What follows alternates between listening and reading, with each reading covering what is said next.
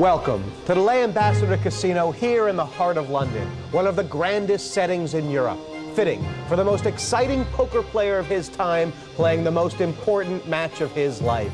This is the Full Tilt Poker Durrrr $1 Million Challenge.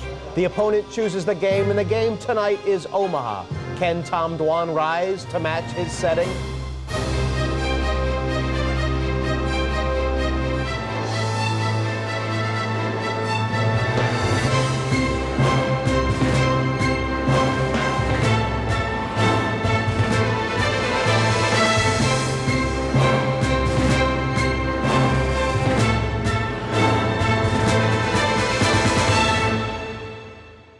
Welcome to the Full Tilt Poker Durrrr $1 Million Challenge here at the Les Ambassadors Casino. Tom Dwan issued a challenge to the poker world. Anyone who dared could play him heads up.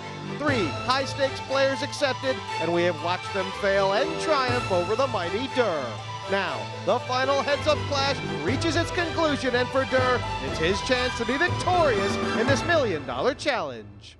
Known as Durrrr, this 23-year-old started with nothing and has built an empire. I convinced my parents to throw $50 online on my Paradise Poker account and never looked back. He has won record pots of over $1.1 million. You need to be confident in your game. You need to be able to bluff and lose a big pot or make a big call and be wrong and just move on to the next hand and get over it. He has an impressive resume, which includes cashes in the WSOP, EPT, and Premier League. I had a nickname for you. You know what it was? What was it? Duracell. You keep raising and raising and raising and raising. In 2009, Durrrr issued a heads-up challenge.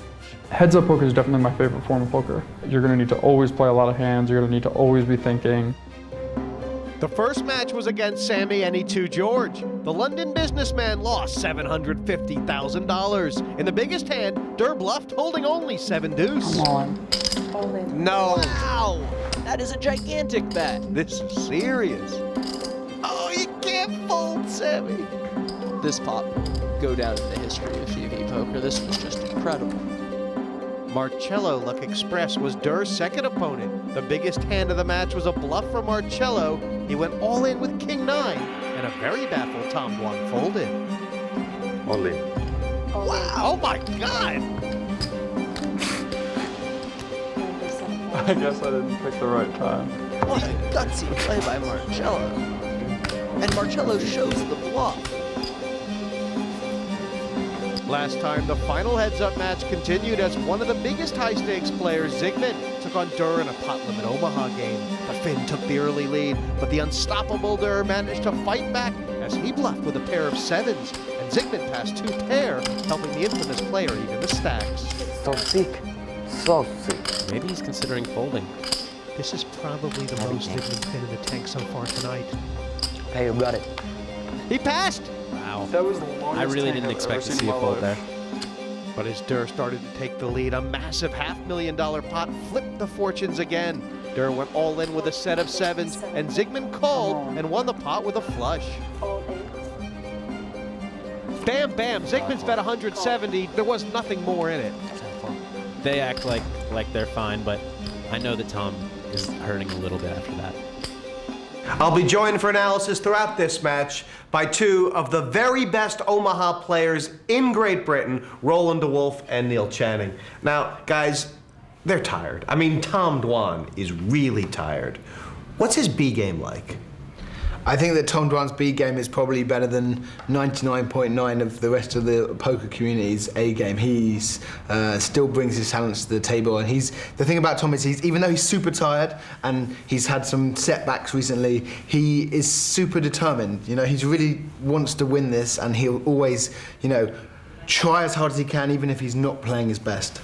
I mean, that's what it comes down to, right? Yeah, I mean, he would, before we started this game, he's basically sat up and played online the whole night. He's come here to play today with no sleep.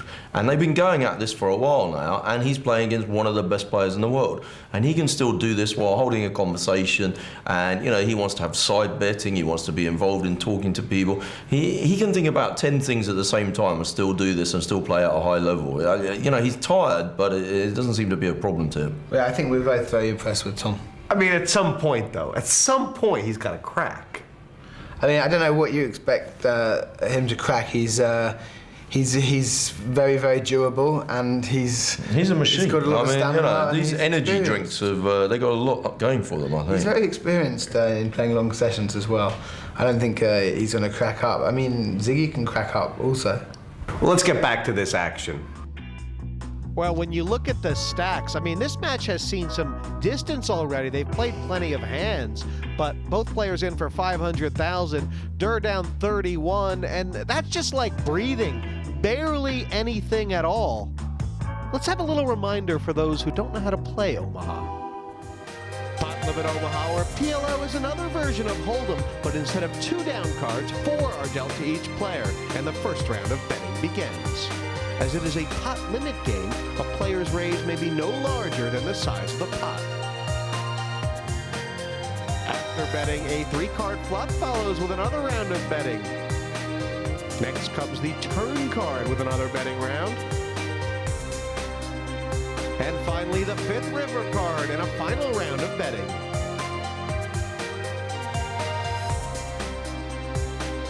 At the showdown, a 5-card hand is made using exactly 2 cards for the player's hand and exactly 3 community cards. All 4 of the player's cards must be shown to qualify for a winning hand. Now they're playing 2 and 4,000. I'll be joined for commentary analysis throughout this match by poker instructor, high-stakes player, Blue Fire Poker's PhilGalfond. I'm having a really And Phil, hard time what do you staying expect for the latter stages of this match? So I'm having a You know, really we've seen a hard lot time of staying awake. momentum shifts, I hit a and brick wall. lately it seemed kind of to even out a little bit. We saw at first Ziigmund playing very well, and then losing a little bit of confidence, gaining it back, and I think things have evened out. So anything can happen, and maybe a big pot now could turn things in one of their directions. Raise up to 12,000. We've had such perfect information seeing all the players' hands. Call. If Durrrr and Ziigmund saw what each other had been doing this match, what do you think they would say as far as, I'm surprised he did that so much or so little? Yeah, that's a good question. I think Ziigmund would be a little bit surprised how often Tom's checking back a weak hand on the flop. I think that Tom would be surprised at some of the folds Ziigmund has made on the river. This one has been a raise to 12,000 by Ziigmund, call by Durrrr with a hand. Could he be 3-betting there, or? He could be. The problem is that he is not, I believe, not suited.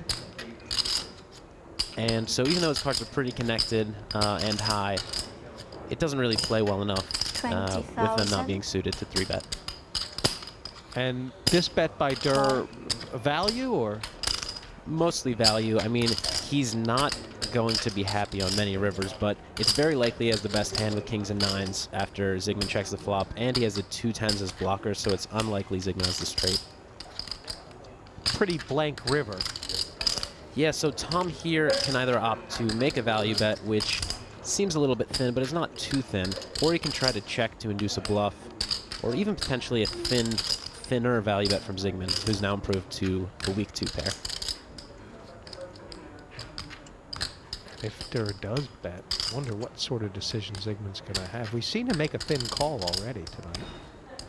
Yeah, I've so far in this match been sometimes surprised by Ziigmund's folds, and sometimes surprised by his calls, although I've also been impressed each way.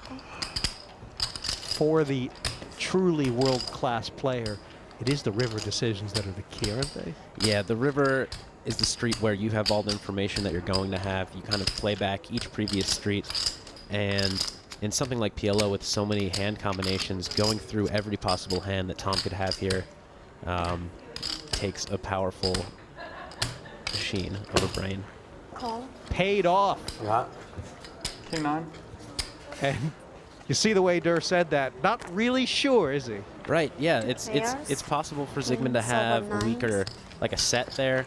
It's possible for him to have the same hand, and it's possible for him to have, you know, trickily played top 2 pair somehow. But a somewhat thin value bet, certainly the right one, and Ziigmund makes a call that time was wrong, but certainly not a bad call. Back to basically level.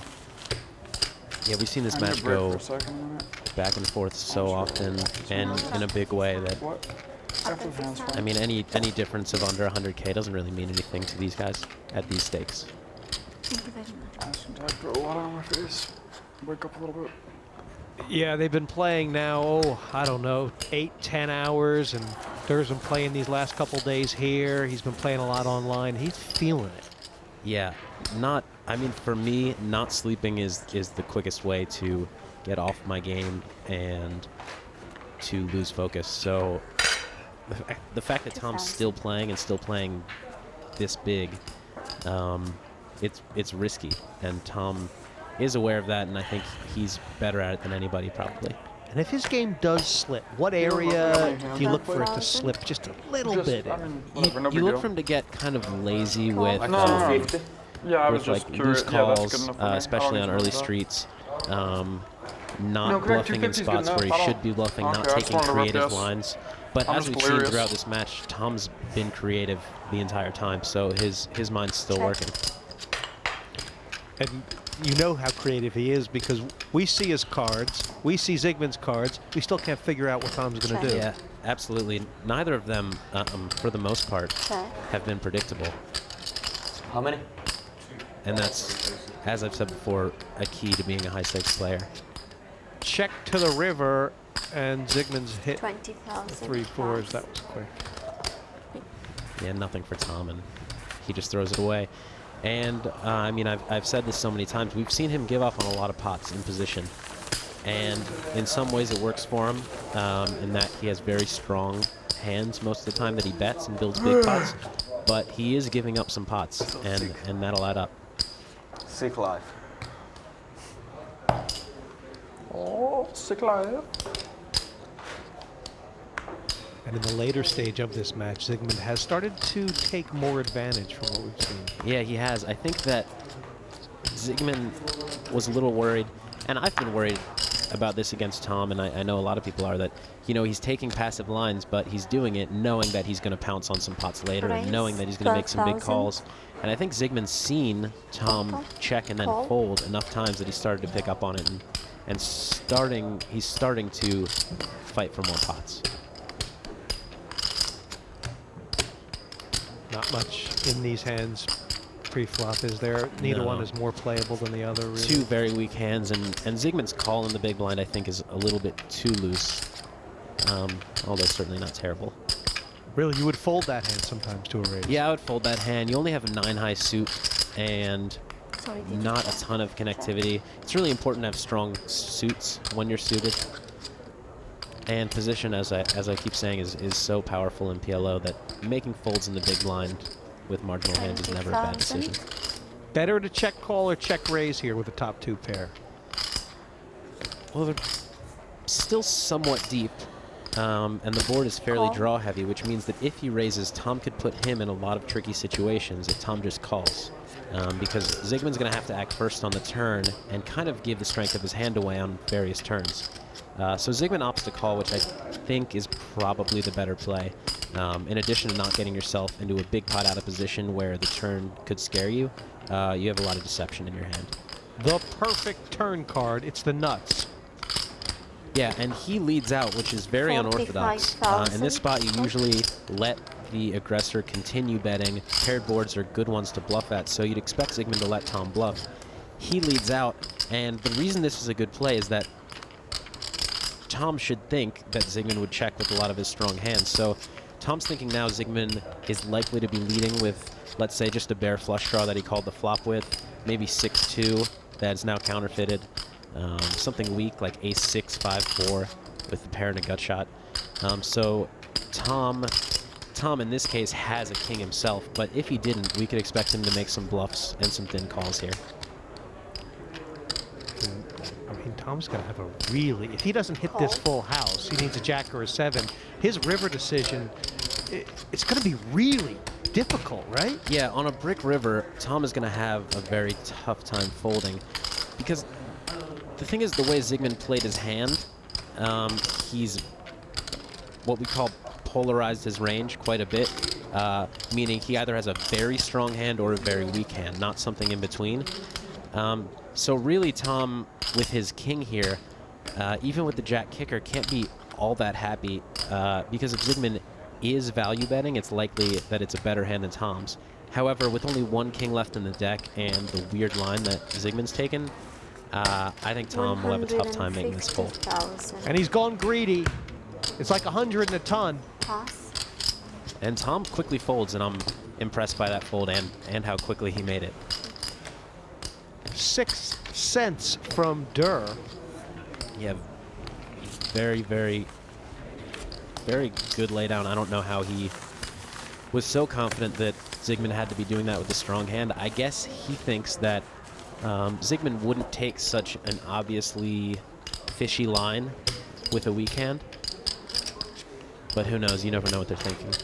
You don't even know if Tom's thinking about the last hand or not. Yeah. But wow, there was like 300K in that pot. He's probably thinking about sleeping. And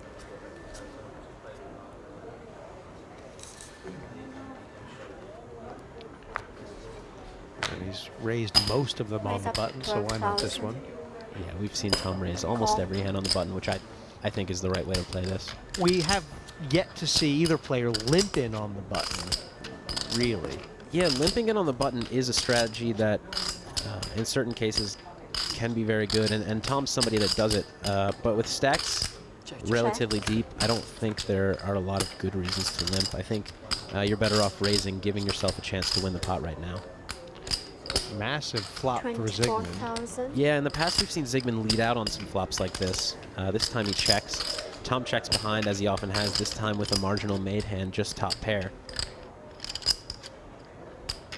Call. And when you're checking behind so many flops and letting Ziigmund stab, you have to make a marginal call like this with just your top pair. And he's in pretty bad shape. I wonder if Ziigmund wants to hit this flush. I mean, I wonder if he hits the flush, if he'll bet it. Yeah, you kind of don't. Obviously, you prefer to hit a full house. But you don't really want to hit that flush if you're Ziigmund because you're more confident you're good right now with your king 5 than you are confident you'll be good when the flush hits. All of a sudden, Ziigmund's starting to really make some hands. Now he wants to get paid. And we've seen Ziigmund sometimes go for some tricky potential check raises, attempted check raises. So we will see here if he decides to just go for kind of the straightforward play of value betting or hoping to trap Tom with a worse boat or let's say maybe pocket aces or ace-king and go for a check raise. It's about pot size. And Ziigmund makes a large bet, which he's been making a lot of lately, and Tom hasn't been able to see his hands most of the time. Tom's been folding, so Tom has to be curious. And that's definitely something you think about, how many times lately your opponent's folded to you. That will usually lead somebody to get frustrated. Tom not giving in to the frustration, just letting his hand go. Yeah, as tired as Durrrr may be, he's not curious. No, he's not seemed to be upset or tilted at all. He's down 150,000 now, but really, couple spots where he could have gotten stacked out. Yeah, he's been playing well. They both have, and at this point, anybody could finish up ahead. The whole poker world have sort of woke up in the last 2 weeks because of what Tom's been doing online, you know, with his massive swings and the massive games that he's playing. And it's all sort of culminating here now in London with the same sort of games as what he's playing online, but it's live. And has he got the edge when it's live or not? And this is what we're here to find out. The buzz really is around this particular event is its uniqueness. I think we're all used to seeing six-handed and like this. I think it's created a real interest. Tom's obviously created a bit of a name for himself in the poker world very quickly, and I think it's great for should be great TV. Well, Tom Dwan, he's a genius. He's done unbelievably well. He hasn't done it for 10 years yet, so we're going to talk about it after some time. But so far, I mean, everybody thinks he's one of the best players to have ever played the game. You know, he's up there with Phil Ivey and maybe better than Phil Ivey. So it's amazing that people keep coming up, and Tom's come up, and he's also used his name and his fortune really well, and in a very intelligent way. That's a great example to everyone. He's a very intelligent young man. Tom Dwan may be tired, but he is still determined to win this final head-to-head bout. There's still plenty more action to come as these two rivals clash to the bitter end of the Full Tilt Poker Durrrr $1 Million Challenge.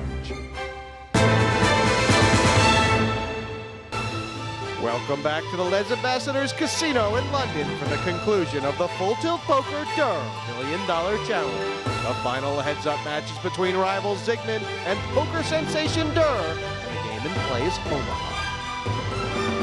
We know this is different because it's Omaha, but the pot limit aspect of it is also very different. It comes down to odds, I mean.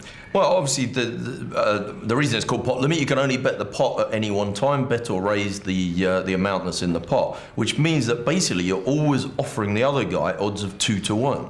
And the thing about Omaha is, whenever you match up two starting hands, even if it's aces against some random 4 cards that don't contain an ace or a pair in them, then basically the other guy's always got odds to call, even if he knows you've got 2 aces. 2 to 1 is attractive enough to make him call. So that's why it's such an action game, because you're always being presented with a situation where the correct thing to do is to play the pot.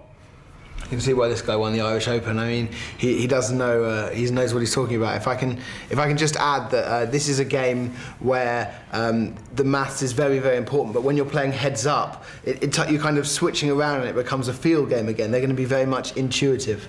Yeah, but isn't it a sort of, it's ironic because obviously with 4 cards you say, well, I don't know what a guy has, but when you talk about those percentages, they have a much better idea of their ranges of the numbers, right? And if it's over 33, they have to be in. I think that applies pre-flop, but once the pot gets bigger, then sometimes you have less of an idea of the percentages. Whereas in Hold'em, the reverse comes in. Pre-flop, it's hard to give people hands, but once you see sort of action, you're starting to put people on hands. Whereas in Heads Up Omaha, these guys can really have anything, so it's interesting to see how they play it out. Well, the other big difference, of course, between the Omaha and the Hold'em is in the Hold'em, where you can vary the bets as much as you like. Each player has the chance to decide what odds they lay the other guy. I can make it really unattractive for you to call by putting all my money in, or I can make it really attractive by making just a small bet. If you're always raising the pot, the decision you're giving the other guy is always largely the same decision. Simpler, but perhaps more complicated. These guys have basically taken everything that the other has thrown at them, and at some level you wonder, gosh, why are they playing against each other? I mean, in their heart of hearts, do you think they believe that they're exploitable, the other is? You know, I know that each of them have a lot of respect for each other's games, but with the amount that they play each other, I would have to think that each of them thinks they have the edge in the match. And at some point, you know, poker comes down to, at the highest stakes, pride and trying to prove to yourself and everybody else that you are the best and can beat the best. But I still think that the professional poker player in each of them only wants to play when they think they have the best of it. Certainly both seem up for the challenge. This looks tricky here for Ziigmund. Yeah, Ziigmund has 2 jacks, which are blockers to the queen jack straight, so he has the chance to bluff and represent a strong hand, but he also has a gut shot. The 8 will give him a straight, and he also has a flush draw. So what I would do in his shoes is call again and potentially find a bluff on the river, either in the form of a bluff raise if Tom bets, or a bluff if Tom checks. He's gone for the raise now. He's gone for the raise now, and that's something that I thought might be an option for him. Just repping the strong hand right now. The scary part doing this in Ziigmund's shoes is if you get re-raised, you potentially fold a hand with a lot of outs. We can see Tom's cards, and we know he's not going to re-raise with his bottom set. I would expect, you know, given how often Ziigmund can be bluffing and the equity that Tom has if Ziigmund's not bluffing, Tom's going to find a call. A call, and if he does not fill up on the river, possibly pay off? That's when we see a very, very tough decision if Ziigmund fires again. Ziigmund's got plenty of outs. The 8, obviously, the queen, or the spade. Actually, with the 2 jacks in his hand and just the 7, the queen doesn't improve him to a straight because you have to use the 2 cards from your hand and 3 on board. Oh, yeah. Oh, no. Wow. Yeah, and the mistake... So it's not as strong a draw as it kind of looks like. And that's the tricky thing about Omaha is making sure, and you know, the way to check that is just keep checking your hand and make sure you're using 2 from your hand, 3 from the board. And he has improved to the straight. Yeah, but look at this. Durrr's got a 10 high straight now, and Ziigmund's got a jack high straight.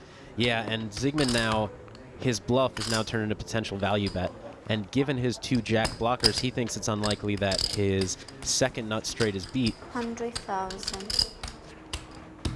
And is going for the value bet, and Tom's in a tricky spot.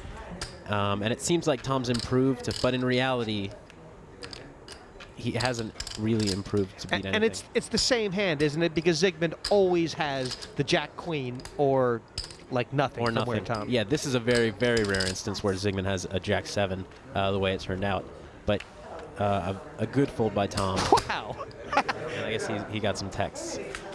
He just folded it like it was nothing. It was actually, well, it was the 3rd nuts, but...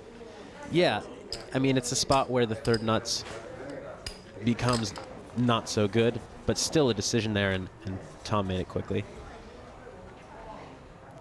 God, you kind of wonder what would have happened if it had been a blank on the river, don't you? Yeah, you gotta wonder. I wonder if Ziigmund would have fired that last barrel. I think Durrrr has limped here, and this is, I guess, sort of notable because this is the first time he's limped all night. Yeah, not a bad play. He doesn't have a hand that plays well to a re-raise, given that he has a pair of queens and no suits. So I guess he just wanted to keep the pot small. Ilari happy to do the same with his flush draw and pair of 9s.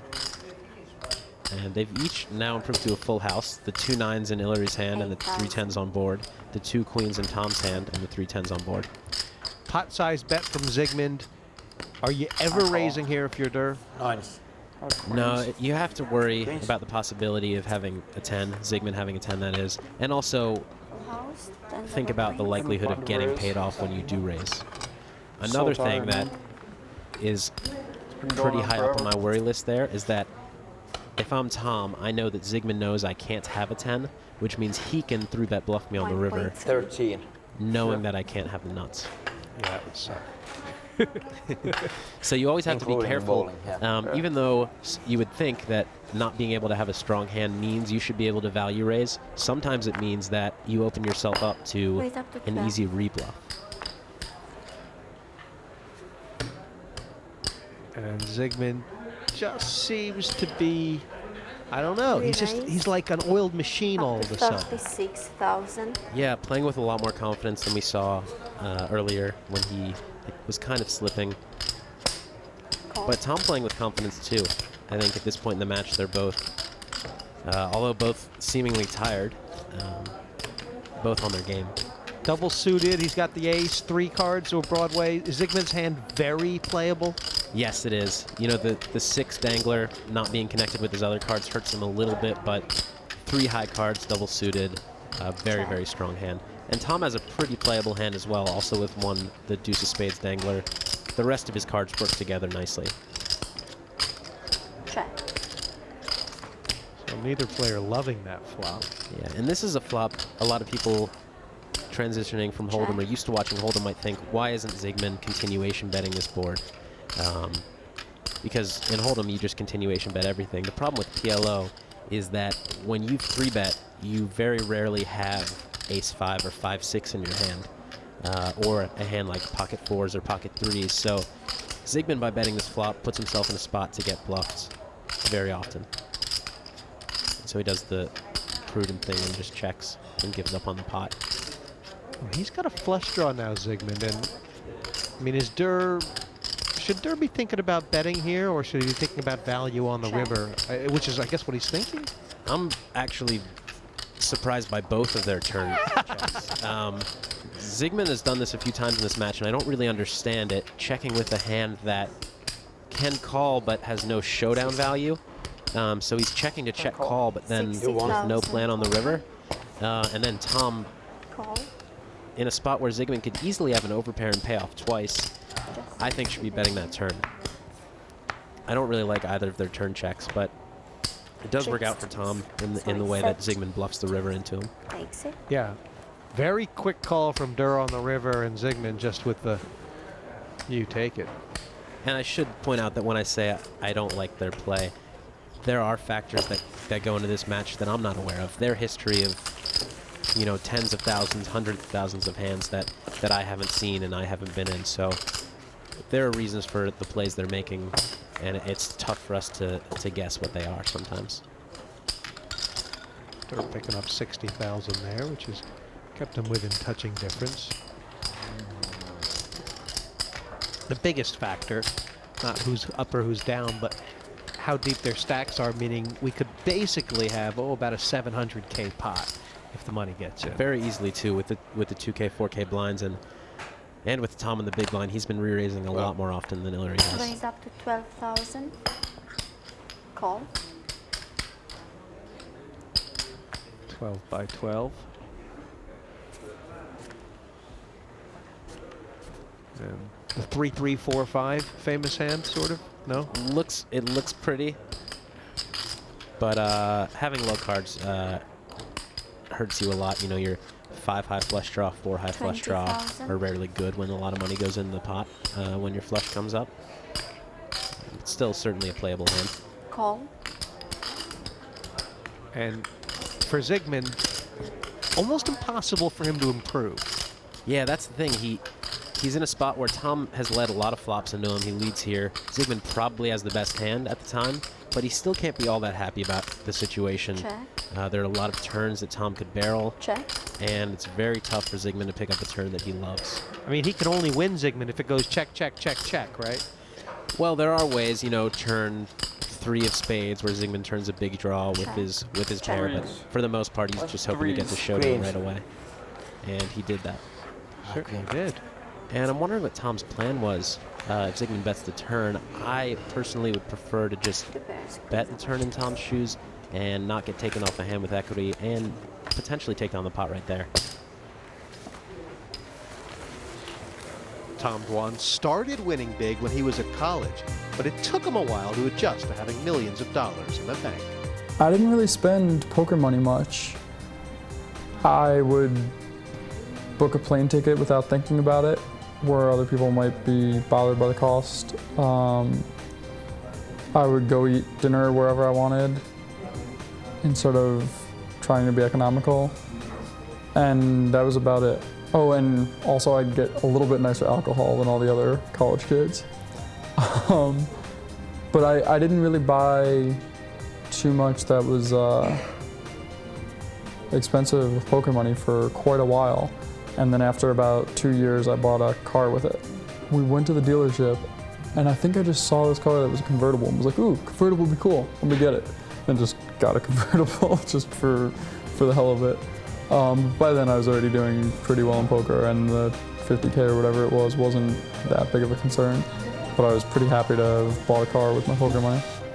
Tom Dwan is exhausted, and as the players take a break, Sammy George is back at the table giving Durrrr some encouragement. I'm so tired. I just want to go to sleep. I was so close to being able to sleep. Join us after the break when this final heads-up clash continues. Welcome back. PhilGalfond and myself watching the Full Tilt Poker Durrrr $1 Million Challenge. And Phil, Ziigmund he's peppy right now, and all of a sudden Durrrr's looking tired. Wow. Yeah. Tom's been a little bit tired throughout this match. We're seeing him at least look a little bit more tired, though his play hasn't suffered yet. He's just called, no, excuse me, it's Durrrr's who's raised here. And it's a big hand, isn't it? King, Queen, Jack, 9? King, Queen, Jack, 9, single suit, very, very playable hand. A lot of potential great flops for you. One like this, you flop top 2 pair, backdoor heart draw, and a gut shot. I mean, this whole thing about it's playable, very playable, very, very playable. Is it, you know, how often are you really willing to just shove a whole bunch of bets in pre-flop? The 4-bet, the 5-bet? Yeah, the thing is, it's tough because equities run so close in PLO. Your decision whether to 4-bet, 5-bet actually has a lot to do with your opponent. I'll often 3-bet hands in position against weak opponents. This is at a 6-handed game, just because I want to play a pot with them because they're going to fold most flops. And then there are other opponents that are 3-betting a wide range. You want to 4-bet against them to kind of punish them for 3-betting so lightly. But in a match like this, Raised 12,000 total. they haven't been getting too out of line with 3-bets and 4-bets. That's pretty maddening. More of like a mutual respect that they know they're going to be playing flops. They'd rather play the turns and the rivers.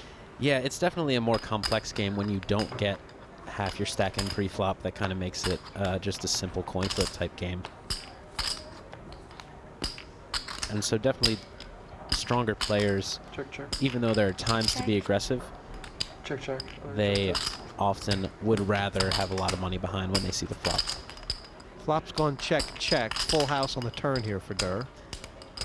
Yeah, with Tom leading out so often and with weak hands, I'm a little bit surprised he didn't lead out with bottom set, but you also can't be predictable and lead out all of your strong hands because then your opponent can c-bet with reckless abandon. Cool. And this call by Ziigmund, I mean, does he have this sort of showdown value with the 9? He does. I don't like this call. It's very possibly as the best hand on the turn. If Tom doesn't have an ace, it seems like Ziigmund probably does have the best hand. But he can't really stand a river bet. He doesn't have many outs at all to improve. And even if Tom's behind, his equity can't be that bad against just a pair of 9s. So I think Ziigmund a little bit loose and maybe a little bit lazy and tired on the turn call.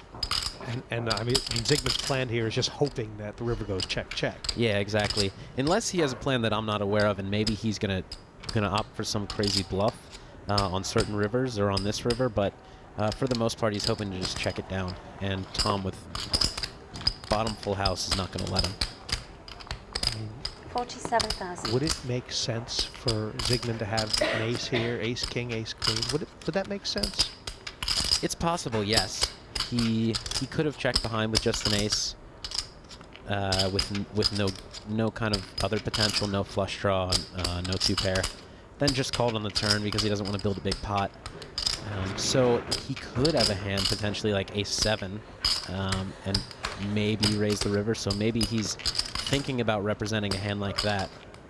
Wow, he's thinking about something. This bet 47,000. It's also possible he's thinking about a call. I mean, he has to expect that Tom is either value betting an ace, a straight, a full house, or nothing. So he thinks Tom has nothing often enough to make the call there. And although it seems terrible because we can see Tom's cards and we can see how weak Ziigmund's hand is, he's obviously been right enough of those times to be as successful as he has in poker. Durrrr takes that one, but Ziigmund, he really has been playing on a lot of edges tonight. We've seen him make some massive laydowns and then some really thin calls. Yeah, he's surprised me a few times, and that's not to say that his plays have been wrong. He's made some amazing laydowns that I didn't think that he would be making at all. I'm not really sure what is motivating his kind of change in style. I just saw from the counts that they're dead level again, 500 apiece. Could have a 7-figure pot. It's always nice. That'd be fun. Re-raise to 36,000. And Tom in the big blind showing more aggression than Ziigmund has throughout the match. Cool. Out of position. And both with very strong hands. Tom's significantly stronger, but Ziigmund still has a great hand. But Ziigmund's in a little bit of trouble here. A lot of flops can give Tom a much better hand than Ziigmund, but with Ziigmund still having a playable hand. Check. Here's one that goes the other way. Ziigmund flopped top and bottom pair with a gut shot. Tom top pair with not much else going on, just some overcards. And Ziigmund makes a weird sort of check, weird right? check. I mean, we've seen Tom check repeatedly on flops as the pre-flop 3-better. And like I said before, Ziigmund could be worried that Tom is trapping and planning on check raising, and he does have a hand that doesn't really want to get all the money in against a hand if Tom wants to get the money in too. Still though, we've seen both of them be very, very deceptive with check behinds, with slow plays in general. This pot, obviously, well worth winning. 72K pre-flop, and now Durrrr. I don't know. Is this just a launch into darkness here? I mean, it's a little bit of everything. You know, you're kind of protecting your hand against weak draws at the same time. You're getting value from those weak draws, and you also, not that you go into this bet planning on semi-bluffing or bluffing, but you do have plenty of outs to improve if you are behind. So it's kind of just a protection value bet with equity in case you're behind. And I mean, Ziigmund might have had the only hand where Durrrr could have actually gotten a better hand to fold. But Ziigmund's called here, and I wonder what this river is going to do. This pot's big. What's Durrr's plan? A lot of interesting situations to develop. Unfortunately, the spade is going to kill the action unless Tom wants to turn his hand into a bluff. This could have been interesting on a brick river. It's all pairs. So Durrrr thought he had showdown value there against a lot of draws. Yeah, and also, you know, against the draws that missed, he has the best hand. Against the draws that were spades, he's going to get called anyways, so doesn't see the value in betting. Ziigmund feeling very good about taking that pot, I guess. Yeah, you know, if he bets the flop, he does get a call from Tom, but then he's not going to bet the turn, and that pot's kind of going to go down the way it did, regardless of his flop action. But he's certainly happy to win a pot and get some momentum. Raise to 12,000. And a decent size one at that. Call. Raise and call. Ziigmund here with a very strong hand to not be re-raising. He does have 3 spades, which hurts you a little bit. Because you can only use 2 from your hand, 1 less spade that you can hit on the board. Still though, 7, 8, 9, 10, a very, very good deceptive hand to be 3-betting out of position. Is it like top 10% of your hands, that one? Top 20%? I would say it's right around the 10%. Between, let's say, 8 and 12, if I had to guess. Check. Check. And Tom's continued to not continuation bet these boards that are very hard to hit and that most players continuation bet. And then just happy to check his top pair down. Those paired boards are they just sort of a league unto their own? They definitely are, and they kind of fall in the same category as Could you grab me a Red Bull? As 3 spade boards, 3 heart boards, things like that, where it's very hard for most hands to improve. So you either kind of have it or you don't. There's this game within a game going on, which is Durrrr trying anything and everything to keep himself awake. He's gone from the coffee to the high energy drinks. Like if there was an opportunity to get someone to stand behind him with a pail of cold water, I think he would have done it. Yeah, I'm surprised. As I've said, I've never seen Tom drink caffeine. He really must be on almost no sleep right now, and it's impressive he's playing the way he has been. Quick call for 36,000. See, it was Durrrr who's made this 36,000. Yeah, a little bit loose here. Not a terrible hand, but he's going to find himself in a lot of sticky situations out of position with kind of a medium strength hand. Ziigmund's hand, not really any better, a little bit worse, but with position, I'd rather be in his shoes than Tom's. Are you betting 2 pair on the turn here if it comes a blank for Durrrr? It's a weird spot. Luckily for Tom, it doesn't come a blank. He improves to a full house, and he's in a good position now because it's tough for him to have a full house here. With a lot of his 3-betting hands, he has high cards. In general, this is a spot where he can expect Ilari to make some bluffs and some loose calls. But Tom has to decide, you know, does he want to bet and get some loose calls, or does he want to try to check and induce some bluffs? It's kind of just a guessing game of how often he thinks Ilari has a hand that warrants a call versus a hand that has no showdown value and needs to bluff. Amazing. There's 72K in the pot. He's got a full house, and it looks like he's about to like fall over. He's incredible. 57,000. So he ups to bet and try to get some value. And if I'm Ziigmund, I don't give Tom a lot of credit here for a big hand. Just because it doesn't make a whole lot of sense. I mean, it's possible he has a hand like he has, but a lot of his strong hands, even with as often as Tom's been checking, you'd expect to bet the flop most often. However, with just the jack, and the gut shot. I don't know if Ziigmund can find a call here. Looks like he might be thinking about raising. Which would be nice. I mean, disastrous, but... Right. Nice for us. Yeah, it seems like maybe he's thinking what I'm thinking, that Tom's hand doesn't make much sense, but no, he makes the safer decision, and the right decision this time, and just throws away his hand. Safe decision, the right decision that time, I guess. And back. Very near even.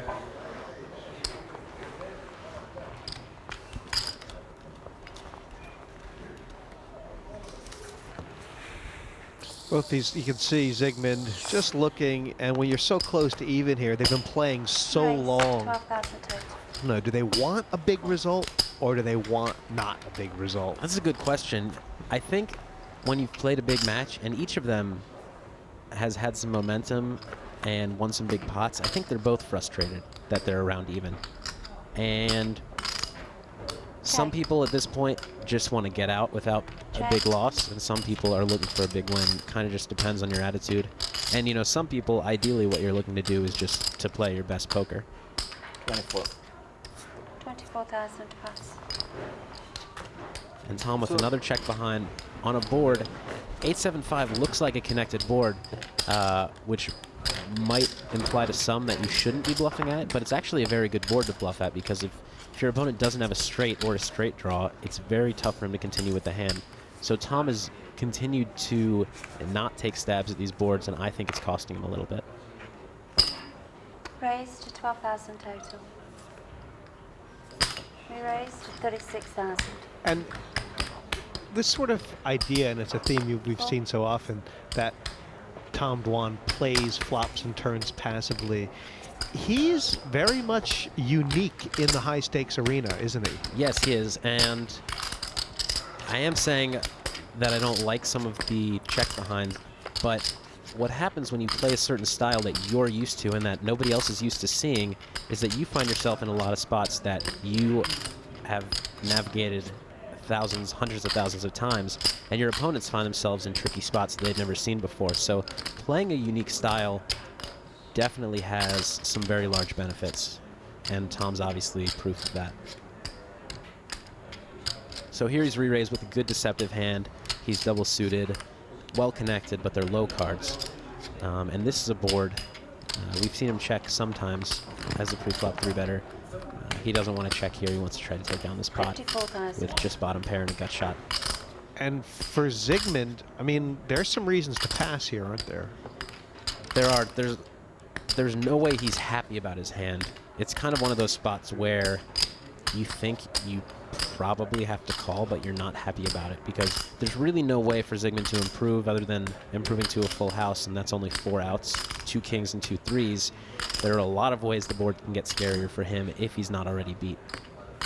And against a player like Tom, who's going to put you to the test on future streets with and without hands, Ziigmund's not happy at all right now. Going for the call? Call. He's gone for the call, and the pot's gotten bigger. And we haven't really seen Durrrr make any 2- and 3-barrel bluffs tonight out of position. Is there a reason? May he? Is this a time? This could be the time. You know, it depends on the way the hand develops and the mood he's in, but we have seen him not be as aggressive as he's known to be, and I think that's probably a function of the cards falling a certain way. Here, though, we see an action turn, or at least an action turn, and then it improved both their hands. Both of them now have a diamond draw. Tom checking and potentially looking to fold with his gut shot, his single pair, and his diamond draw. Ziigmund has a weird decision. He has a hand that may be best, but isn't very good, and in addition, a decent draw. I would expect him to check behind here, take his free card, try to improve, or just try to get the showdown, which was his goal initially on the flop. You hate to bet and get check raised if you're Ziigmund here. I just wonder if Tom's missed a bet, or is it too easy because we can see? Well, it's also tough to say what Ziigmund would do with his 2-pair gut shot and his flush draw if Tom were to bet. We know if Tom were to bet twice, Ziigmund would fold by the river. But yeah, we don't know. Tom can't know Ziigmund's cards, and it's tough to fault him here. 180,000, he's giving it up. We want to see a big pot, but Yeah. I have a 3. And the 2 pairs gonna take it. so Tom doesn't pull the trigger, and Ziigmund gets the showdown with his weak 2 pair. Like most men in his 20s, Ziigmund has just one thing on his mind. I have thought so much poker that everything else has gone from my brain. So I have thought so much poker, so only poker. The big change in my life is, of course, money too. Yeah, because now I can do almost whatever I want. I can go if I want to go to some like Caribbean island or something. I can go right away if I want, and if I want to buy some shoes, I can buy some shoes, and like that. It's of course it's nice. I think it's not very stressed for me to play poker, but it has to be. It has to be if you lose like 1 million or if you win 1 million. It has to be. If I don't feel myself like, okay, now I'm stressed, but as you see, I'm bold, so maybe I'm a little bit stressed, but I think myself I'm not, but if you ask from my ex-girlfriend, she would say, yeah, it's totally stressed. For over half an hour, a phone has been ringing, irritating the sleep-deprived Tom Dwan. That's pretty maddening. Phone sound. Was this a ploy to tilt Durrrr? What is that phone ringing? I bet you it's Ilari's. I thought I put it. Yeah, put it outside. It may have worked. I think it will start again. So. Join us after the break to see if Durrr's bell cracks. Welcome back to the Full Tilt Poker Durrrr $1 Million Challenge. This legendary match that I'm watching with PhilGalfond, and I kind of feel like this match might be legendary. Raise. Yeah, this is definitely the highest level thinking, most complex match that I've seen televised. Cool. And we've seen some really, really interesting hands. I think also a lot of people that are kind of mid-stakes and high-stakes pros are going to learn a lot watching the 2 of them play. Omaha is such a fashionable game right now, and part of it is because people are really learning fast, aren't they? I mean, there's a lot to learn in this game. There's a lot to learn, there's a lot to think about, and a couple years ago when I started playing Omaha, nobody really knew anything for the most part. And it's come a long way since, but it's still not really solved. So you find people with different playing styles being successful, and it's tough to know what's the quote-unquote right way to play. Bet on a pot. Bet 70,000. Ziigmund had a hand that went a couple ways and took the pot down. The other thing that nobody seems to have figured out is the volatility. Yeah, it's a hugely swingy game. So many people, you know, you have so much incentive to play so many hands and for big pots, and you know, every hand's a 60-40 it seems like, and all the money's going in. So if you want to play Omaha, you should be ready for a lot of fun, but with that, a lot of big swings. In fact, you read all these high-stakes players' blogs. I mean, I read your blog on Blue Fire, and even the guys who have all the stats and been playing this game a lot just seem to be in shock sometimes with how good and how bad it can go. Yeah, you never really, I mean, myself, I've played millions of hands, and I know a lot of people who have played millions of hands, and each of them at their biggest downswing have been actually shocked at how badly it can go, and I have been too. So much that you even question if you even know that how you're playing the game right. Yeah, it's tough when you've been losing for, you know, 2 months straight, to be confident that you're playing the right way. And Omaha, poker in general, but Omaha's a game that can do that to you. And that's why, with both of these guys, I can comment more on Tom because I know him personally. One of his strongest attributes is that his confidence is not shaken by short-term and even long-term losses. In the early stage of this match, we saw that Tom had won I think over 55, 56% of the hands that they played. You just feel like maybe the last couple hours, Ziigmund has turned that table. Yeah, absolutely. Ziigmund's picked up on the fact that Tom isn't being maybe as aggressive and as tied to pots as Ziigmund might have expected. He's seeing that Tom's willing to give up on some pots, and he's taking advantage of it. Yeah, and at the stakes they're playing it, might have been 100,000 swing or more. I don't know. Yeah, absolutely. And so Tom raises the button with, again, a very weak hand, but you can never fault somebody for raising the button. And again, he flops a set of 9s. Check. This time, Ziigmund, with a little bit of playability, he has backdoor clubs, he has middle pair, and he has an open-ended straight draw. So he's never folding. And he's almost always calling? Yeah, it's pretty much an automatic call. You don't want to raise and get re-raised and be in a spot where you have to fold a hand with that much potential.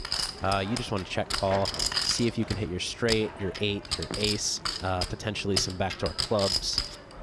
Here he improves to 2 pair, but definitely not the turn he wanted to see. And Tom has a tough decision now. You know, he has top set. We can see that he's in great shape, but it's tough to get action from much worse, so he opts to check behind. Check behind because he can get value on the river, or because he's scared of getting check raised? He's kind of scared of getting check raised, and again on the river, he's scared of getting check raised. Nice. And it's tough to be called by worse. Nice. So Ziigmund looks confused. I'm not sure why, but Tom takes down the pot with, you know, what started out as a huge hand, but by the river on that board, not so huge a hand that he can consider value betting. And he's still stuck here. That's kind of what you keep talking about, this playability. You hit your perfect flop, and because the cards don't connect, you're just having so much trouble deeper in the hand. If it was like 9-9-10 jack or something. Right, exactly. With 9-9-10 jack on almost any turn, Tom can bet again and be happy to get the money in. But with just the 9s, since the nuts can change so often in PLO, there's not a lot of room to improve. And that's not to say that top set's a bad hand. It's definitely a good hand. But you always want your cards to be connected, and you know, it's less important in heads-up PLO since there's only one other player to worry about. But at a 6-handed or 9-handed game, or I guess anything in between, you really have to make sure your hands are playable. 15,000. So, bluff continuation bet from Ziigmund, and Tom doesn't want to contest it.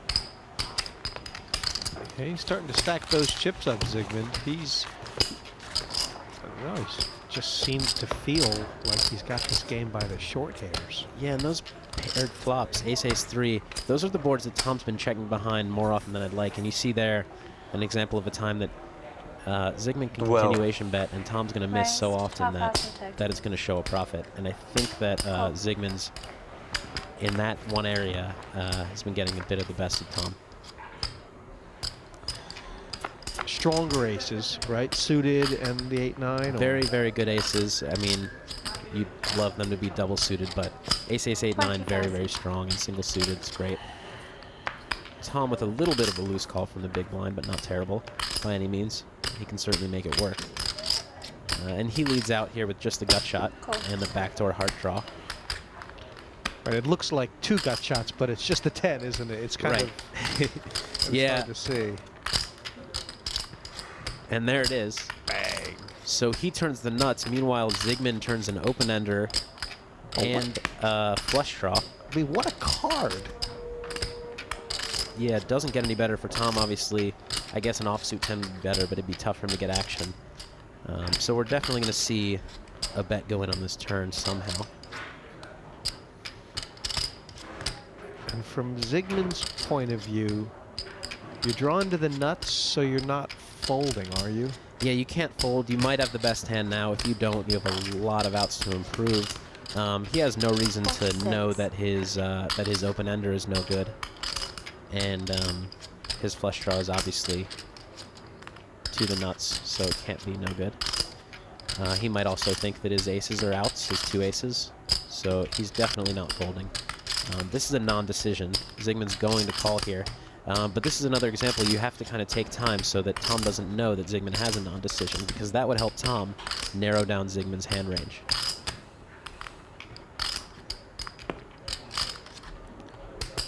And we haven't seen Durrrr do many 2-barrel and 3-barrel bluffs tonight. So does Ziigmund have to be giving Tom credit for real? I know he's not folding, but as far as the future of the hand goes. Yeah, exactly. On one hand, he does have to give him credit. Tom's been kind of passive in the large pots, hasn't been making any huge bluffs, but then you get into, well, Tom knows he hasn't been making many bluffs. Maybe it's a good opportunity to. So he's still Tom Dwan. He's still Tom Dwan, and there are all those levels that Ziigmund's going through in his head, and it's tough to know, what he's decided about where Tom is at right now in the match. Ziigmund needs a diamond for the nuts. A lot of tricky cards for him out there, too. What if it comes like a 3 or something? So that's terrible news for Ziigmund. Oh, Tom still has the nuts. Ziigmund now has the second nuts. And near impossible for Ziigmund to get away from this hand even if Tom makes a huge bet. Pot limit, you can bet up to bet up to 156,000. Tom may be considering a check raise here, hoping that Ziigmund bets with a straight like this, and Tom can build a massive pot with his nut straight. Wow, that would be pretty sick, wouldn't it?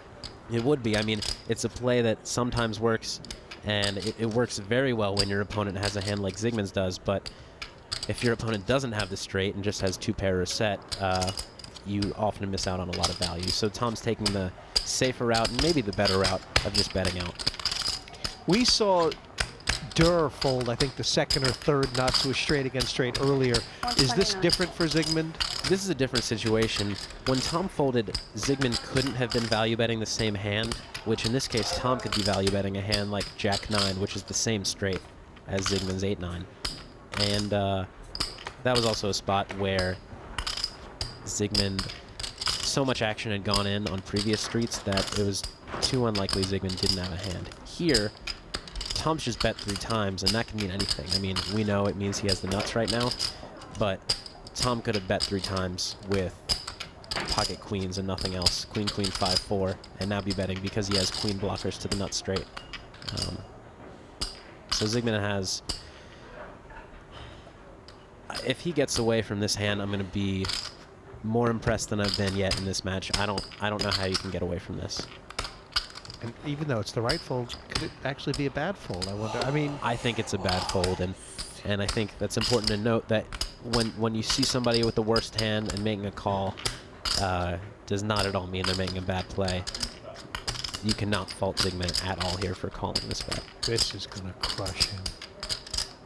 I'm even shocked that he's taking this long, and he has made some huge folds, and many of them have been correct in spots where I wouldn't really consider folding. So maybe he has some kind of read on Tom that I'm not aware of. But the fact that he's considering for this long folding the second nuts in a spot where Tom could easily have the second nuts and be value betting himself, and Tom could potentially be bluffing, this is really impressive. I mean, if he says to himself, Tom either has the same hand as me or better. Yeah, he's called. Cool. Yeah. And the look on his face, he's not happy about it, but he's just like, I have to call. I don't have a choice. And cooler?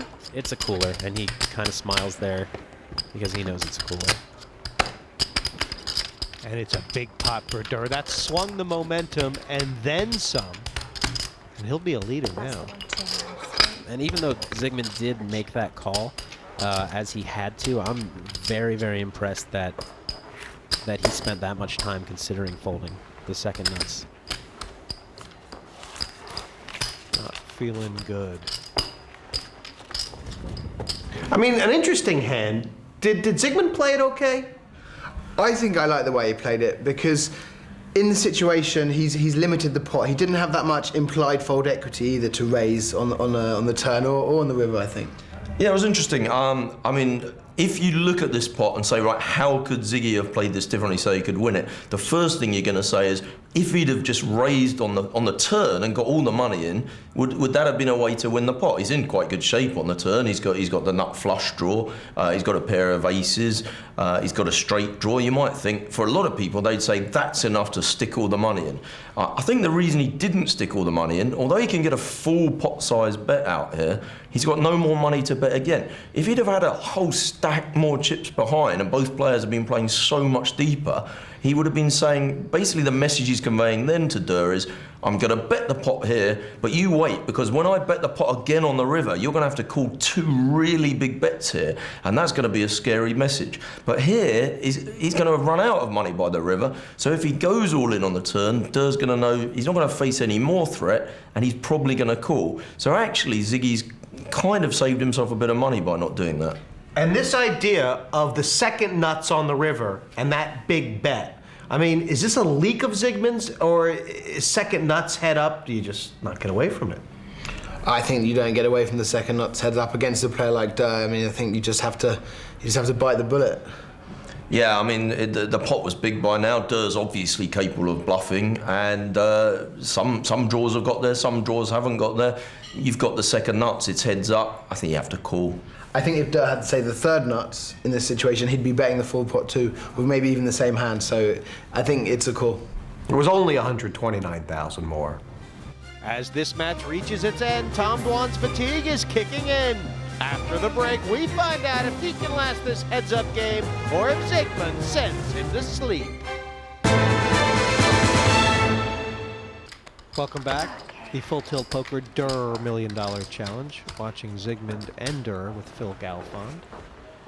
Phil, I don't know Ziigmund that well, but if you read about him, people talk about him, they say the knock about him is emotionally he sometimes gets down on himself.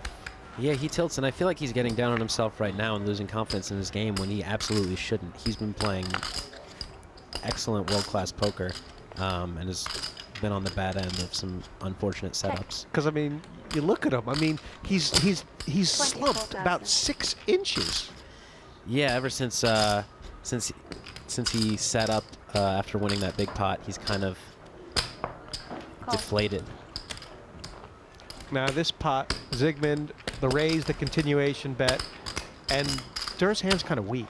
Yeah, he has a very weak made hand with bottom pair and a very weak draw. He can improve to a pretty bad 2-pair or a 7-high flush draw. Some of this call has to be with a plan to bluff on future streets if the hand plays out certain ways. Because when you have no chance to make the nuts, I know it's heads up, but still pretty marginal, right? Yeah, it was a marginal call, and he's going to need to make up for it, I think, with some river bluffs on a lot of check or check through turns. And this is a spot where Ziigmund, likely will check through the turn, and if Tom doesn't improve, I would like to see him bluff here. It's there. The door's open. One problem with this position Tom finds himself in is that it's very tough for him to represent a straight, Queen 10 or 10-7. And he doesn't need a straight to value bet, but he might worry that Ziigmund can have a straight himself and call or raise or bluff raise without the straight. So that kind of hurts Tom's bluffing potential. I still think I would have liked to have seen him fire there, but I mean, I can see Ziigmund's hand and Tom can't. Like close to even again. Yeah. Especially today, they were like. But it was very near many times. Yeah. That someone is up 500. It's true. They have been. We were both all in behind.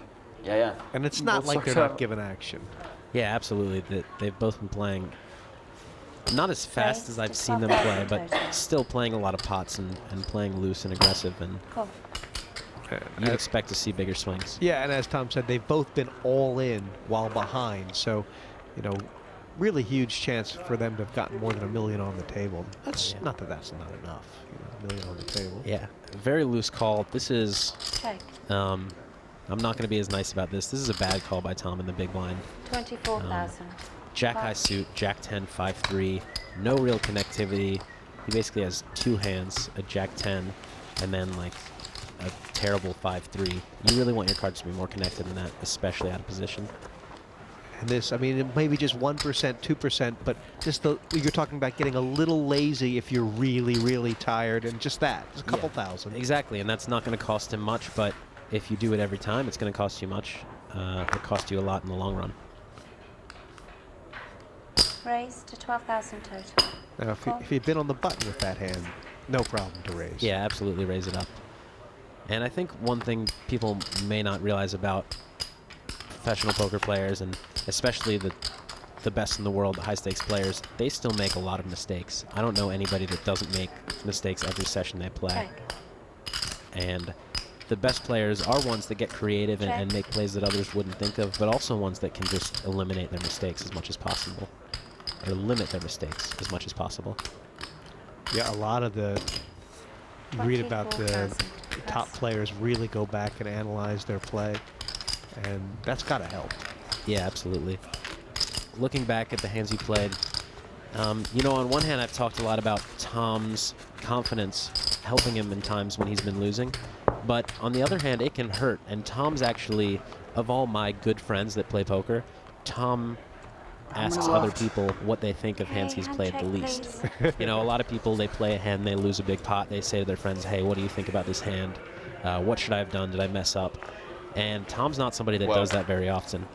I think he asks me about hands probably more than he asks anyone else, and he almost never asks me about hands. Re-raise, 36,000. Here comes the 3-bet from Durrrr. And you know, while he's done very well, and that his confidence has kind of kept him on his A game in bad times, I think that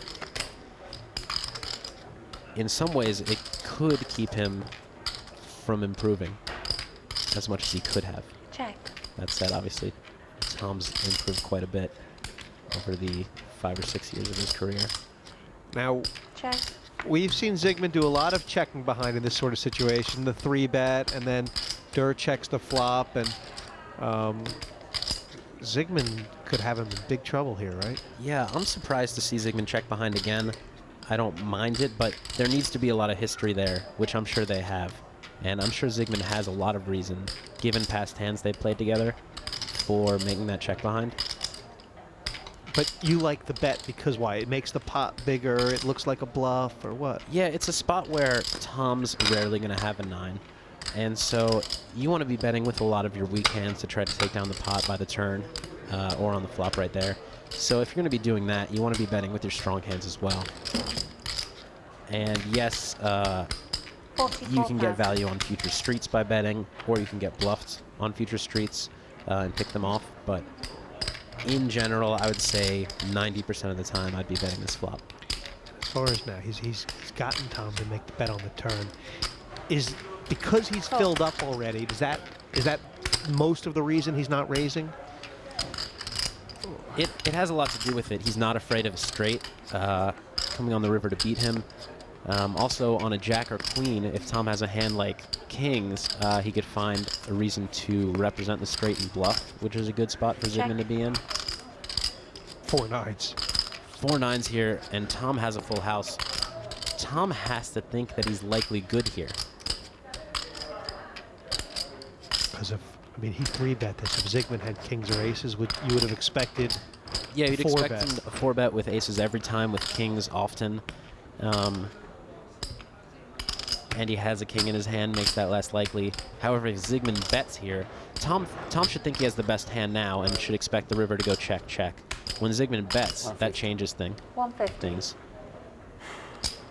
No quads? And Tom says right there, you have quads. How much is and that is one of the only hands that makes sense for Ziigmund to play this way, even though it's a tricky way for him to play it. Wow. Is this a cooler because of the river, or do you have to make a fold here? You don't have to fold, but you don't have to call as well. This is not an automatic play. This is a tough decision. And maybe it's woken Tom up a little bit. It's a spot where Ziigmund's obviously never value betting worse. He's not value betting with pocket 8s here for a low full house. The only way Tom's good is if Ziigmund made it kind of a loose call on the turn with an open-ender or a flush draw or a combo draw or a pair plus draw, and now is turning it into a bluff. So a very tough spot for Tom. He's just trying to put the puzzle together, and you could just see the way he's stewing. This is the toughest puzzle he's faced in a while. Yeah, it's a scenario where you're really comparing two very unlikely scenarios. How likely is it that Ziigmund played the hand up to the river this way with a 9? Very unlikely. And then how likely is it that Ziigmund would take this line as a bluff after making a loose call on the turn also very unlikely. And so Tom's sitting here trying to think which scenario is more unlikely, and he ends up making the right fold. Wow, I thought he was gonna. It looked like he was gonna call finally, and that had to be the reason that Ziigmund played that hand like that. Makes it hard for you to be bluffing. Well, after seeing that big hand. If you're still a little confused about Omaha, here's a reminder. Pot Limit Omaha, or PLO, is another version of Hold'em, but instead of 2 down cards, 4 are dealt to each player, and the first round of betting begins. As it is a pot limit game, a player's raise may be no larger than the size of the pot. After betting, a 3-card flop follows with another round of betting. Next comes the turn card with another betting round. And finally, the 5th river card and a final round of betting.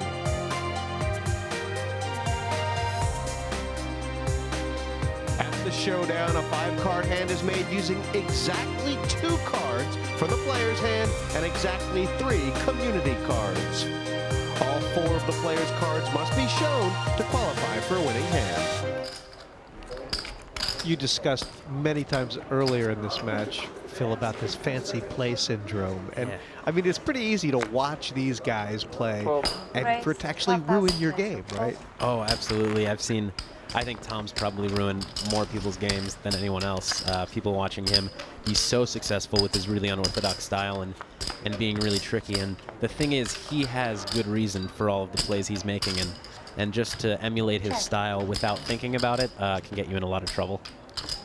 And it's kind of the same with Ziigmund. And we saw with those 4-9s, successful in the sense that Tom was really confused.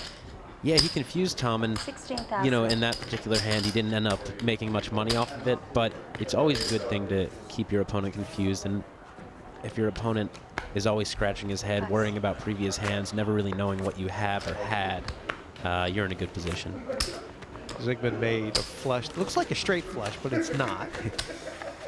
Yeah, it's a straight draw, or a straight and a flush.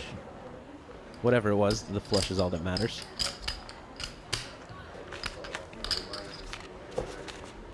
And 120,000 that separates profit from loss in this match again. Now, have they changed the stakes? No, sorry, 2 and 4 still. Which, is it? I mean, is this kind of bigger than 3-9 or no? In some ways it is. I think it encourages more button raising, which could lead to bigger pots, because in 3-9 structure, both of them seem to be calling a lot on the button rather than reopening the action and making it 27,000. And this is actually, this 2 and 4, this is 4 times as big as the stake started. 24,000. Yeah, 2,000, 4,000 PLO is almost as big as games get. Has it ever been played bigger? I don't know. Yeah. Cool. And so here Ziigmund has 2 jacks. Not very much, but he has 2 blockers. And when I say blockers, I mean those are 2 jacks that Tom can't have. So it makes it that much less likely that Tom has a straight, or the nut straight himself. So that gives Ziigmund good incentive to bluff. Now that there's a 4-card straight on board, Ziigmund might not be confident enough in pushing Tom off of his potential second nut straight. Ziigmund has to think that that's very likely, that Tom has a hand like 8-9 and now has a straight. So he decides to give up. And for Durrrr, is there a value bet here, or are you always beat when you're getting called? Yeah, you're right. You're always beat when you're getting called. So Tom has to check behind here, unless he thinks that he knows he's ahead and just wants to protect his hand. But yeah, no real value in betting the turn or river, and he's happy to just show down the winner. So many tricky spots in Omaha. I mean, really tricky. Yeah, and as much as you can watch and, you know, read about it, watch training videos about it, you really need to just get some hands in. And playing hands with PLO at stakes you can afford to learn at is the best way to learn. Well, the dealers just told them that they're on hand 288. This is hand 288. And they're playing 300 hands. They made a mutual decision. I mean, originally it's supposed to play 500, but you cannot play 500 hands in a day. No, I mean, you see, obviously Tom is extremely tired. Ziigmund's tired. And although they're having fun playing live and playing on TV, I think that they're happy to just get some rest and continue this match another time online. And it's not like it's been a short session. I mean, PLO, takes about 3 times as long to play as head-up Hold'em. Yeah, and Hold'em, you fold so often pre-flop, you fold so often on the flop. Hands are a lot quicker. And yeah, in heads-up PLO, there are just so many ways that your hand can be playable that you see many more turns and rivers, and consequently it takes much longer. This hand kind of unorthodox from Ziigmund. He's just called pre-flop with the aces and then let out on the flop. Yeah, we've seen him do this sometimes early in the match. He does have somewhat weak aces. The 8-7 is nice, but they're not suited. His lead out is a little bit unorthodox. He does have the ace of spades, which means if a spade were to hit the turn, he could bluff and represent the nuts. So that was definitely a factor. Yeah, that's something that he's thinking about. He's definitely always thinking about potentials for turns and rivers, and that's something that the best players do, is think about what can unfold on future streets. These 2 high-stakes players love the thrill of a gamble. Ziigmund joined Tom Dwan, Roland the Wolfe, and Sammy George for some sports betting before the event began. They played table football, scissor, paper, stone, and bet $10,000 each on a strike. I like bowling. Ziigmund, mind on point! I've done it for like 10 years. Oh my God! Good! Whatever I do with these guys, it's always with money, you know. Sammy increased the stakes and bet Tom that Ziigmund could hit a strike. Big money was on the line.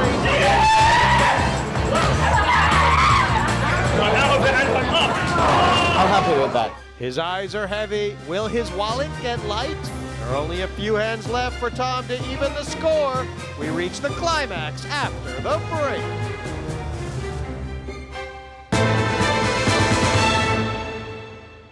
We are back at the Full Tilt Poker Durrrr $1 Million Challenge. I'm with PhilGalfond. These guys are in their last 10 or so hands of this match. And they've played a session. Well, they've played a long session. It seems like Tom's been playing a long session even before this one started. So as much as fun as they're having, I'm sure they're both eager, or at least somewhat happy to be finishing up. They were talking before. They do a lot of stuff socially. Durrrr and Ziigmund, and especially about Durrrr and Sammy. And you know Durrrr socially as well. I mean, doesn't he stay at your house in New York and that sort of thing? Yeah, Tom will call me at like 7 in the morning and say, I just landed in New York, can I stay at your house? Doesn't really plan too much in advance.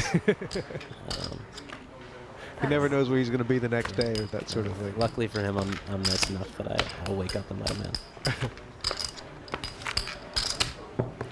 In these last couple hands, it's almost like one of those, I don't know, one of those movies where you're not sure if he's going to make it. Yeah, Tom looks really tired. Ziigmund looks tired as well, and I think that both of them might just be content to get out without losing too much.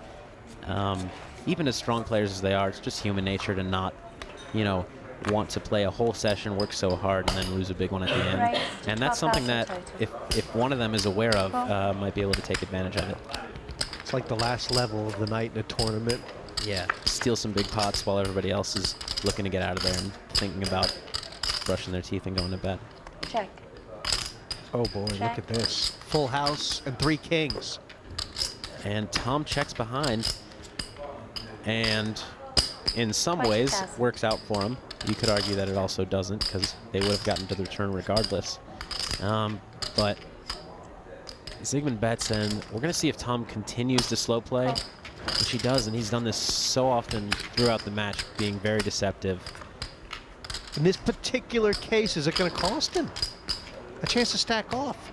Or is that short-sighted? I mean... Well, in this case, Ziigmund's not going to get his stack in on the turn. However, Ziigmund's going to call a turn raise, so it has cost him a little bit. And he'll likely call a river bet as well, so Tom may have cost himself a little bit results-oriented wise. But Tom can't see Ziigmund's hand, and Tom's thinking about the overall picture and trying to make money against all of the hands Ziigmund can possibly have. I mean, we know Ziigmund's going to get in big trouble here, but overall, he should be betting this river for value, right? Yeah, he should be.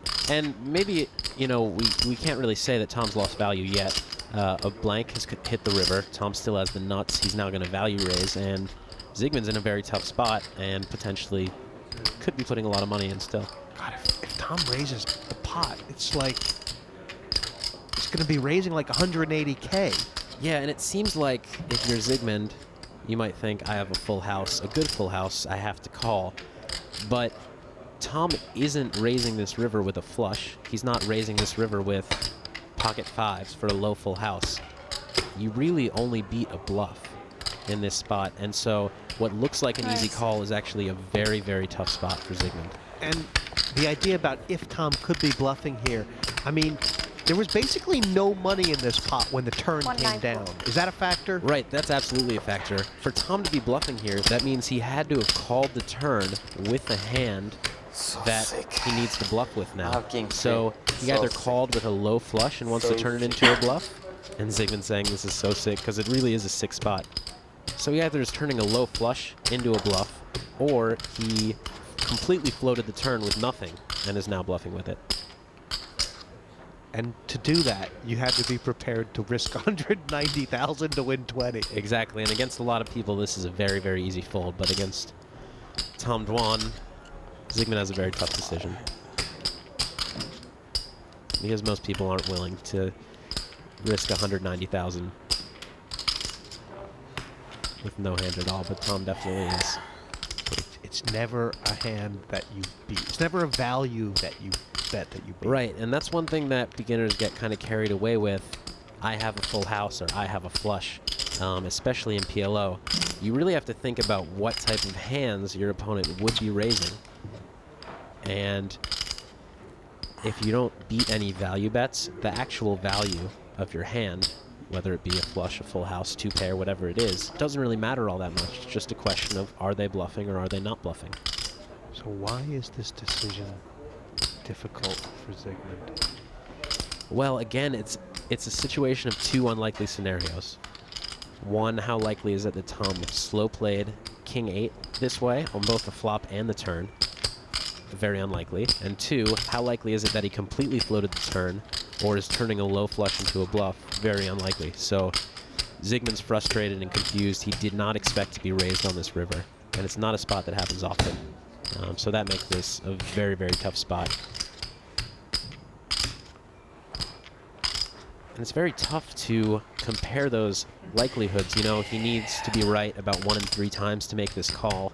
And normally you can say, okay, I feel like I'm right maybe 40% of the time. But this, there's such infrequent scenarios. Either Tom slow playing the hand this way or Tom turning his hand into a bluff, that it's just really tough to have any grasp on how likely they are. And this sort of idea about it being the last couple hands of the night, that almost makes you think, I don't know, Tom's saying to himself, Ziigmund doesn't want to lose a big pot now, so I'll bluff him. And Ziigmund knows that, right? I mean, there's Absolutely. Absolutely. I was going to say the same thing, and that's factoring into Ziigmund's mind right now.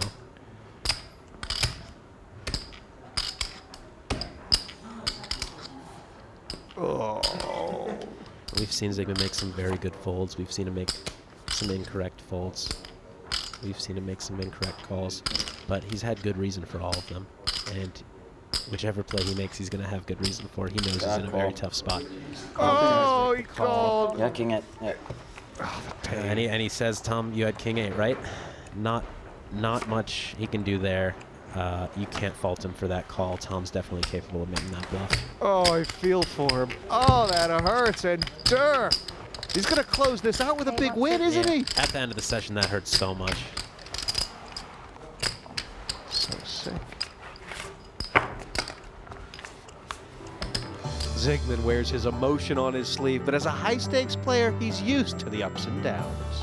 Actually, first time when I lost 1 million, I had hangover, and I almost even didn't see what I'm doing, and I pressed the buttons, and my money went to OMG Clay Aiken and Lars Lusak and Tom and those guys. Actually, I didn't feel bad right away when I lost. But like day after, I felt totally bad. But whatever, I got grind mode, and I won it back like in 2 weeks or something. So when I go tilt, everybody want to play against me, and I really understand why, because I just push my money away, and that's too sick to speak at all. So, well, yeah, whatever. The waning stages, and Durrr's grabbed one, Phil, to sort of look like he's going to come out on top. Yeah, he was stuck a little bit and pulled himself back into the lead. Obviously, he was lucky to do so, but played his hand deceptively and it ended up working out. And at the highest level, I mean, these guys have played so well. It is sort of making those, I don't know, like from the movie, the wrong play at the right time, and that pays off later on. Yep, you know, 24,000. we can look at the cards and say that Ziigmund was wrong to call there, and we can look at the cards and say Tom was wrong to slow play earlier in the hand, but you never really know, and you can't just focus on the results of what cards each of them had and what decisions they made. These guys play so many hands together that you can't just worry about this specific spot. And they have like Last mini... two hands, right? Last two hands, they say it's going to be. Just going to say they have like mini metronomes in their own head about the frequency they do certain things in certain spots, and it's wild how they balance that out. Yeah, absolutely. I don't think you could ask either of them, you know, the last 10 rivers, how many have you been bluffing and how many have you been value betting? But you kind of have a feel for it, and both of these guys have a really good feel for recent history and kind of the way that they've been playing over this session and over dozens or hundreds of sessions before this. Check. And Ziigmund now, his head hurts. Can't seem to blame him, just two hands. Yeah, Ziigmund's been hard on himself for some of his plays that he really shouldn't be hard on himself for. He's just been Last hand, right? on the losing end of some coolers and just tough situations. But at the same time, he's been lucky as well in some big pots, and they're just about even. He's a real hard on his sleeve guy, Ziigmund, but what a match he's produced. And as apparent as Durrr's skill has been on display here, Ziigmund too, right? Absolutely. Before watching this, I had a lot of respect for Ziigmund in his game, and I actually respect him even more, having watched and seen all of his hands. Cool. Last pot, Ziigmund wanted to flip. He had to ask. That was obligatory, right? Yeah, he did.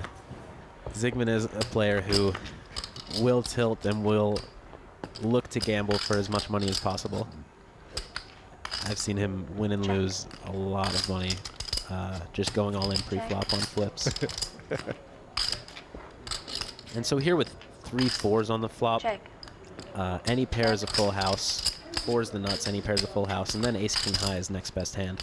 Right, so the 8 doesn't really play, and neither does the ace. Correct. Neither of those really matter, and they both check it down, and Tom's going to win with the 3 fours and ace-king high.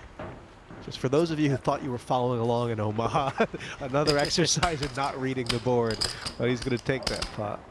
And I believe they're going to have a countdown, and that'll be the end of the match. And a well-fought match it was, really. Nearly a tie. What can you say from these stats? Yeah, I mean, we see the pattern of Tom being more passive on earlier streets, but overall a great played match, and the fact that they ended up so close to even doesn't really do justice to how hard fought this match was. I mean, that was some match, all the way down to the wire. Yeah, I mean, the last, key pot there with the king-king-3 and the king-king-8. Ugh. Amazing hand, really, because it was all in Ziigmund's hands. Did he want to fold and guarantee a victory and throw away 100,000? It was just, what was more important to him, winning that pot or winning the match? And that pot, he still wanted to just make the right decision, which shows you the mindset of just how professional he was. And I also say congratulations to Tom. What a great comeback. Yeah, I mean, there's no like title on the line here. They're not going to win an extra big bonus prize for being the winner at the end of the match. There is bragging rights, and you know it matters to them. These two guys, they bump into each other from time to time. They meet online all the time. They definitely care about that side of it. But at the end of the day, it just comes down to: is this a good situation to make the call? Do I put my money in? They're not so much 60 grand one way or the other. They don't really care about that. Yeah, it's nothing for six. I mean, at the end of the day, it was just kind of almost like it was just a great match, and they could have a rematch. I think they could play again. They play all the time. They could play again on TV, and this was something that could have gone either way. And we saw some really, really high-class Pot Limit Omaha today. And I think people out there would have enjoyed seeing something different from two of the best players in the world. And the greatness is they both had to dig deep. They did dig deep, and maybe Dwan dug deeper. I played last 5 hours very bad, and I made 6 bad calls last 30 minutes, and whatever. We played like 12, 14 hours, so I was a little bit tired, and yeah, but it was still a funny game. It was a long day, and it was a tough game. Luckily, I got some hands at the right time and ended up winning, I believe, 68,000. So that was a good result considering how tired I was. And we called the match short because both Ilari and I just were dead tired. I was very happy that I took part of this event, and it was one of the toughest matches ever what I have played, and yeah, it was very fun. I enjoyed the way this tournament went down a lot. The only thing I didn't like about it was that there ended up being games online, so I was short on sleep, as you can see. But the tournament was very good, and I'm looking forward to the next time we play and hoping that there won't be games online that I need to play each night so I can have some much better rest. But yeah, it was a fun tourney, and I'm looking forward to the next time. Cash poker has no start and no end. Money, not an object, but a means of keeping score. We know who the champions are, not only through victory and defeat, but by the strength they show just in taking part. And Tom Dwan, always willing to give another game. This has been the Full Tilt Poker Durrrr $1 Million Challenge. Heads-up poker is definitely my favorite form of poker. There's no better feeling than walking in with 150,000 and walking out with $500,000. I can't believe I'm playing Tom Dwan. You're so sick in the head. No, we're talking Sammy talk. I think it'd be an awesome, awesome game. I'm sure your body looks nicer naked than mine. All right. Every time you play with a good player, you can learn something. I'm so confused. It's impossible. Just don't win. Now I can recognize you. It's gonna be a long day at poker. Of course, it's a lot of money, but it's more for me winning. It's not only money. If I lose 500, I'm quitting. That would be too sick. I'm so tilted. I just want to gamble. I'm gonna win.